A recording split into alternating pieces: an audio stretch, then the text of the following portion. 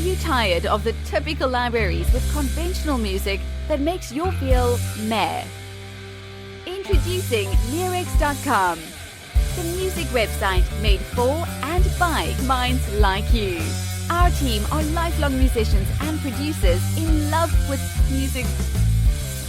Search the Leerecs music catalogs and find music with guaranteed originality. Mark the difference with music of signature at Leerecs.com.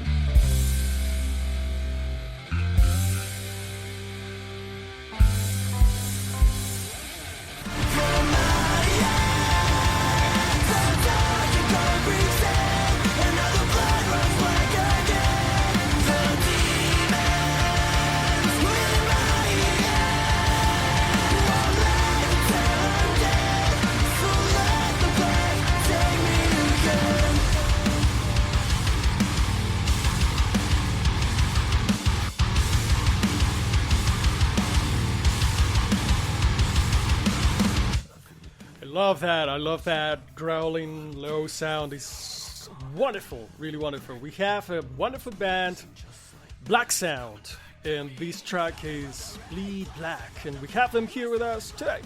Hey guys, how's it going? It's going good. Hello. Hey, hello. So we have Taylor, our vocalist, Yes, sir. Guitarist, and Andrew, lead guitarist from Blacksound. And it's a privilege. Thank you very much for sharing a little bit of your time. We want to learn everything we can about you. So why don't you take the floor? Hell yeah, man. Awesome. Thanks for having us, dude. Absolutely, absolutely. A pleasure. Sure. Well, first of all, nice to meet you guys. Thank you, Antoine, for having us. Like you said, I'm Taylor, the vocalist of Blacksound. I started it. Reda here is my partner in Japan. He's the rhythm guitar player, and Andrew's kind of my writing partner, and he's in LA, where we're originally from. That is amazing. So, Japan, what is up? What's going on? What's the story? Well, it's a crazy story, actually, because, my grandfather, he's Japanese, like, fully, born, raised here, and so he started a business out here that, it was just a small business, and it just eventually started growing a lot. And so he's my grandpa, obviously, so he's of an older age. So when it was getting to a decent size, his kind of partners in this business, they kind of told him, like, hey, not to be, awkward or rude or anything, but you're kind of old, so who's next in line for this business, So he kind of hit me up, and he was like, hey, Taylor, I'm not asking you to take control of this business right now, but I am asking you to come to Japan and kind of act like you are going to control this business. And so I told him, all right, I'll head out there. And it just so happened that when I came out to Japan, I was actually just starting up what would become Blacksound, because Blacksound originally started as just like a local band in LA that I started, I think it was 2016. And I met Andrew online just through Craigslist, and just looking, we posted an ad looking for a lead guitar player. And so that was kind of what it started as. And we ended up taking a break for a while just to write some better stuff and rebrand and come up with a new name and image and that kind of stuff. And so I happened to be friends with the guys in Bad Omens, the metalcore band. And so when I was friends with them, they hadn't even debuted yet. And so I was really close with Bad Omens from the beginning. And so an opportunity came up for, to record with them, Noah and Jolly, the vocalist and guitar player of Bad Omens. And so that opportunity came up. I went into the studio with them. I had Andrew come out and record with us then. And right around that same time was when my grandpa hit me up and gave me the call and said, come out to Japan. So I ended up telling those Bad Omens guys, like, oh, I'm actually going out to move to Japan, I guess, and help my grandpa with this business. And they were like, oh, that's crazy. We're going to tour Japan this spring. Oh, wow. And so it kind of all lined up. I was moving to Japan. Bad Omens were going to tour. And it just kind of put me in this position where I was able to meet a bunch of musicians out here, and Reda was one of them. He just hit me up on Instagram, just commented on one of my pictures. He said something in Japanese, and I replied back. I said, dude, I can't speak Japanese, but I need friends in Tokyo, bro. So hit me up, man. And so me and Reda just became friends at first, and eventually we decided, oh, why doesn't Reda just join Blacksound and we try to continue the band in Japan? Like, you know, just because I'm originally from LA and we're doing all this work in LA doesn't mean we have to be bound to LA. Not at all. So that's kind of where the idea of this kind of international band came from. And then from there, it was just like figuring it out as we go. It's amazing. What an amazing story. And wow, and you know, sounds like your band is a pioneer in many aspects. I hope so. One of them, the international aspect, which is, and by the way, Japan. Wow, it sounds like a dream for many, I'm sure. It's incredible. Wow, how an awesome story. And okay, so what's your perspective to the other members from the outside? What's your point of view on this story, if you want to share? Yeah, so basically, how I got involved, I'd moved out to Los Angeles from North Carolina to do music when I was it was probably 19 at the time, taking a year off from university because I was having a bad time at university, wasn't really digging it, and I was like, no, I'm going to take a year off, move out to Los Angeles with my buddy.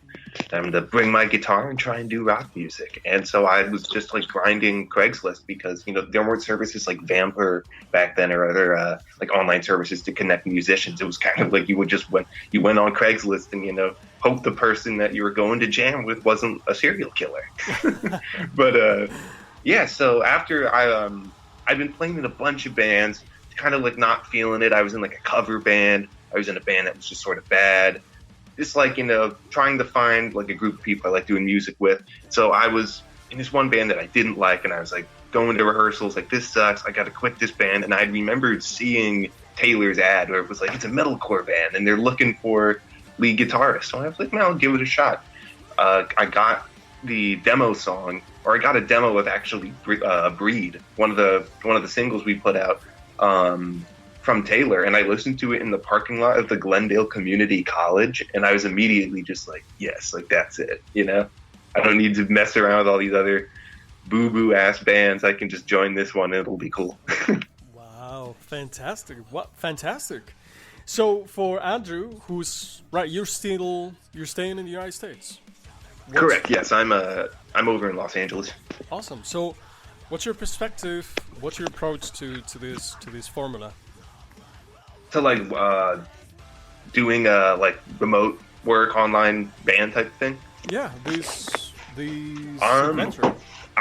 I enjoy it. It was pretty easy for Taylor and I to adapt to just doing a lot of the work online, because usually, even when Taylor was in Los Angeles, our writing process usually involved us kind of working on an idea on our own. Taylor would work on a demo and send it to me, and then I would add some stuff and change some stuff and then send it to him, and then we would meet at the studio and jam it out and just play the song and make more changes there. So obviously it is good to have everyone in the same room working on stuff, or just vibing in general, because that's where you get a lot of the best ideas.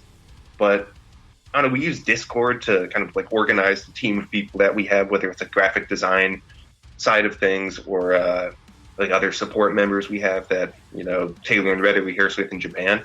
It's we just kind of stay on top of it and try and keep each other motivated and keep doing videos, working on demos, and just kind of pinging stuff back and forth. And eventually, once you've done it long enough, kicking around ideas, you'll have enough demos that you can then take to a studio. We can all be in the same room with a producer like Noah and Jolly and work it out and put together hopefully a cohesive good album. Fantastic.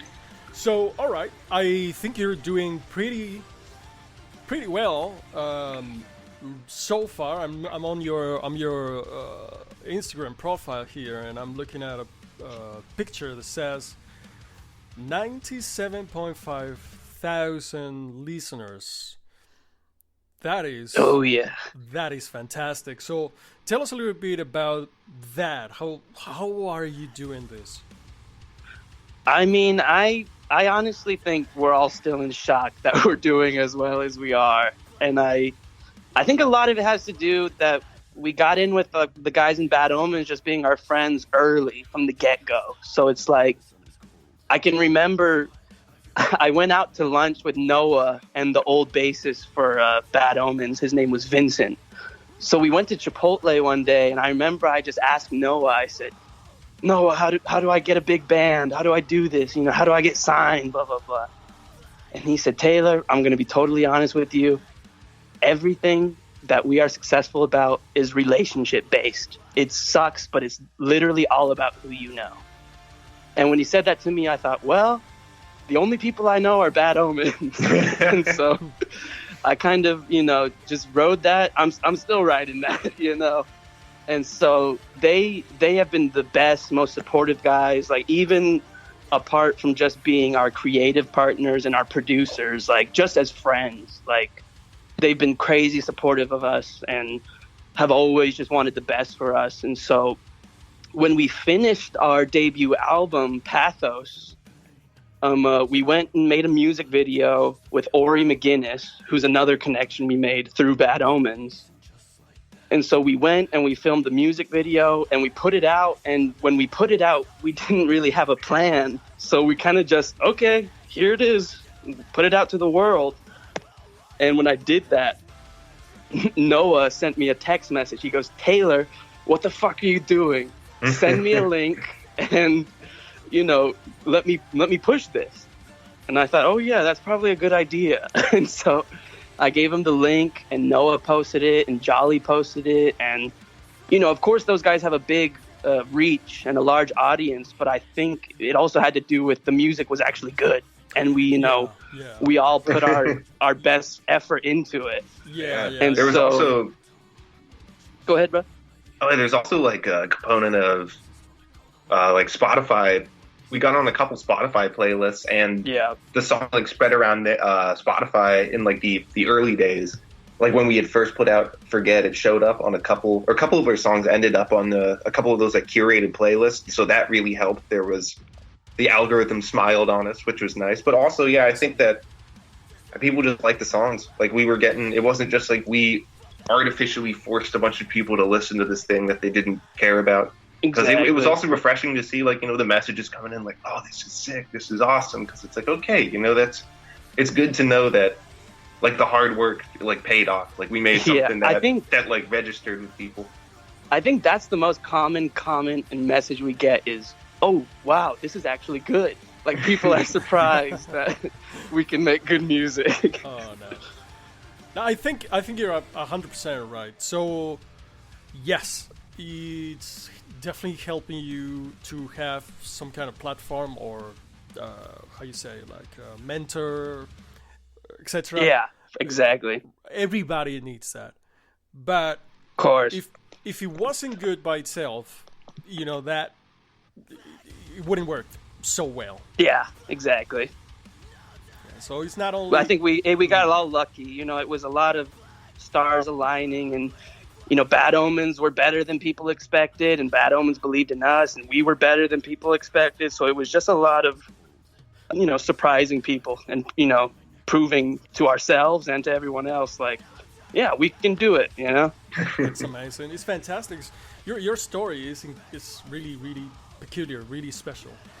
So, okay, and I would like to ask you if you see any difference or what kind of do you feel that is any difference to try to be a musician in Japan from the United States or anywhere else?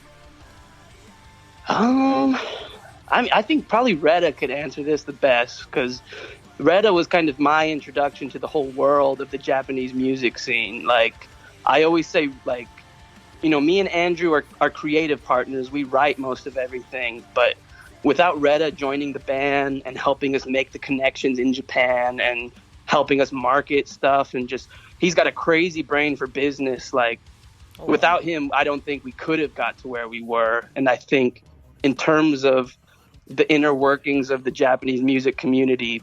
If there's anyone to ask, it's Reda. So we'll ask you. Tell us about it. Difference. Well, to be fair, I don't know the American scene. If I'm honest, I've only recorded with the Bad Omen guy and filmed a few music video over there, so I can't really make a comparison. But yes, I guess it's just like I think it would be a little bit difficult for somebody outside of this country to do it, because like I think with music in any place in this earth, I think authenticity is really important. And if there's a language barrier, that might be a little bit difficult for people to understand what you're about, you know? So that might be a difficult bit, but with the people, you know, trying to be original and creative, and obviously being a foreigner in this country, I could also see that as an advantage. You know, people are interested. They're like, oh, you're not around here. Like, yeah, like that accumulates interest in its own way. Good and bad, if I'm honest, but mostly good. Okay, wonderful. Sounds really good. So let's see. In terms of your future plans, let's say that, you know, everything is going really well for you, it sounds like. But if you were unable to fail and could design your perfect future, tell us how that would improve or change or become to be. Well, I think I can speak for Reda and Andrew on this, and it stems from a piece of advice that we've gotten from literally every successful musician we've talked to, and that's that they all tell us stay independent as long as you can, and, you know, own everything. So I think in a perfect world, you know, Blacksound would be able to find crazy success through our own hard work and, you know, perseverance. And in that perfect world, you know, we'd continue to grow our team the same way we are now, and, you know, maybe make a distribution deal or something, or, you know, something along the lines of where we're still owning all of our music. We're not owned by a company or a label, you know, just something where we have a good team of people that all believe in us and we trust them. And, you know, it's just a train that can't be stopped, you know, and the more people that get on it, the better, you know? Yes, that's really, really attainable, honestly. And you're on the tracks to do it, sounds like. In terms of playing live, in your particular case, did you think about that? Is that something that is in your plans or in your... Well, that was a big question from the very beginning, because me and Andrew, we had experience playing live together. We didn't do it a whole bunch, but in the band that was Blacksound before we were Blacksound, we played a handful of shows, and it was very quick to me that I didn't want to do this thing where it was we go and beg these venues to let us open up for these other bands, and okay, well, you got to give us $300 for 60 tickets, and you guys got to sell them all yourself, blah blah blah. You're just grinding like that pay for play, like crappy bar shows. Exactly. Like, they are fun sometimes, but like if you just spend all your time just like schlepping your stuff around to bar shows where it's pay to play, where there's only like 50 people, it starts to get a little demoralizing, and it's kind of like you get in a rut, you know? It's not like if you play enough terrible bar shows, suddenly like a music industry guy materialized and just like, here's your record deal, kid. Like, you can just get stuck in a loop playing that type of gig. Yeah, that kind of stuff might have happened in the 80s, but it's not happening nowadays. And so we quickly knew, like, we don't want to do that. We played 4 or 5 of those shows before we were Blacksound, and it was just like we were just losing money. We weren't really gaining fans. So when we rebranded as Blacksound and, you know, added Reda and all this, I mean, technically we're a 3-piece. Like, that's the thing about being an international band, is whether we're in LA or we're in Tokyo, our members are changing besides me, Andrew, and Retta. Like our bass player position and our drummer position, it depends on the country that we're in. Right. And so from the get-go, we knew, okay, how do we want to play shows? And the decision we came to was we want to play meaningful shows. So in terms of the history of Blacksound, we haven't played in like an actual show as Blacksound because we thought, what's the point of playing to an audience that doesn't care or playing, not playing to the best of our ability. So we just kept putting out music videos, growing our audience, and people got more passionate. People are saying, oh, I can't wait for the tour, please come to Texas, please come to Brazil, please come to Mexico. And so, the more we see these messages, the more we go, okay, we're getting close. We're going to be able to do this tour soon. And the place where we're at now is we're just waiting for Japan to open their borders to foreigners. And then the plan is to get Andrew out here and to do a couple of tours in Japan and, kind of grow us as big as we can in Japan, then take it back to America, start touring over there, make a name for ourselves as a live band over there, and, just see where that takes us. Fantastic. Actually, I appreciate your honest answer, and I gotta tell you, it's very, very intelligent. What you're doing is actually something that it's a good advice, it's a good example for a lot of musicians. You're thinking of this from the business perspective, really. So what actually make sense to grow this project, this program? How can I do it in a way that is efficient and is actually working? And yeah, exactly. Even if it is the unexpected way, it is a way that is actually working. And I gotta congratulate you on that. I believe that you're doing it very, very well. Thank you, man. We really appreciate it. Fantastic. Okay, so again, thank you very much for being here, for talking to us. Really, really interesting content and really special, your story. I would like to ask you, really to any of you, if you had an advice for a younger version of yourself, what would you say?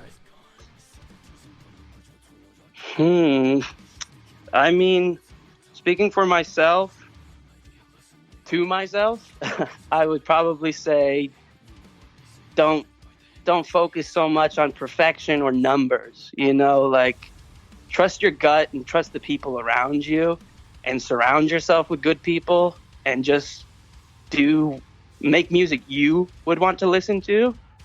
And I think it's bound that other people will also like what you're doing because it's authentic.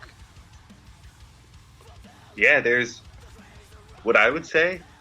This is actually something Taylor said in the past, but it's too good, so it bears repeating. But just finish the song. Basically, like if you're someone who's starting out making music, like you just got your pirated copy of FL Studio or whatever, and you're you have ideas and you're like, well, I don't know if that's good enough, or will people like it? Is it too long? Is it too short? Doesn't matter. Just finish the song and release it, and then just see what happens. Like getting that headspace of taking an idea from start to finish and then putting it out there, even if it isn't the best thing ever. Because if you're just starting, if I'm talking to my younger self, you're just starting out, and the only way you're going to get better is just by putting a lot of stuff out there and just learning basically from trial and error. So I guess don't be in the beginning, don't be super afraid of criticism or what people think. Because if you're just starting out, it's there's going to be people that say it sucks, but there's also going to be a lot of people that really like the shit you're doing.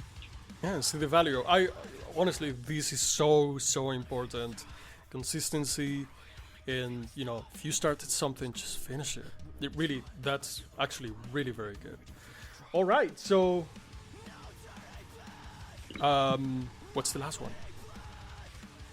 Yeah, Brett, hit us with the Red Man wisdom, bro. I would tell myself, don't concentrate on individual success. Even with this band,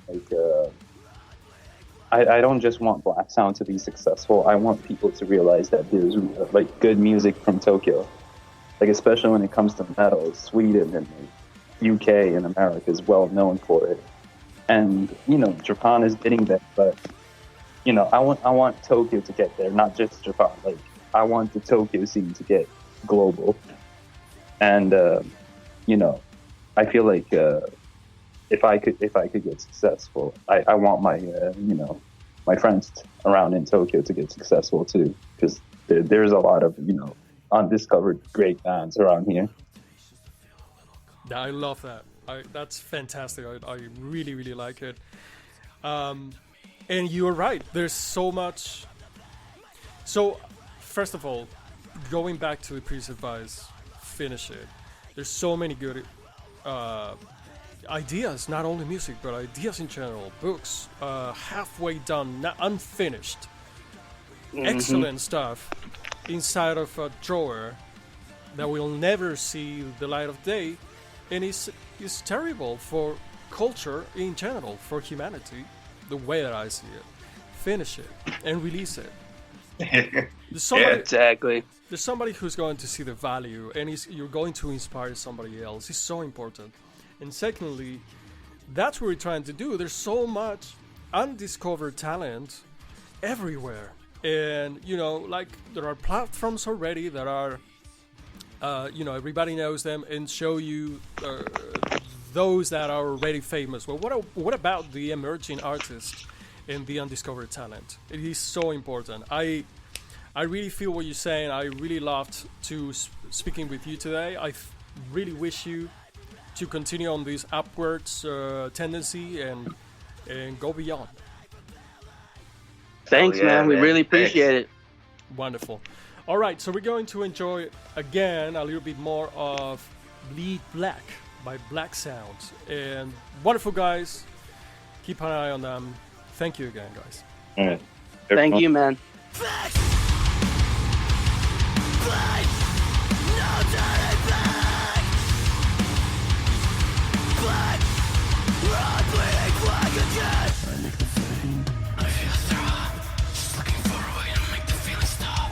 The sun is cold, the rain is hot. I feel the rope around my neck, I'm waiting for this drop. No turning back, run bleeding black. Wrist slows to fall, and it's all my fault. No turning back, run bleeding black again. Are you tired of the typical libraries with conventional music that makes you feel meh? Introducing Leerecs.com, the music website made for and by minds like you. Our team are lifelong musicians and producers in love with music.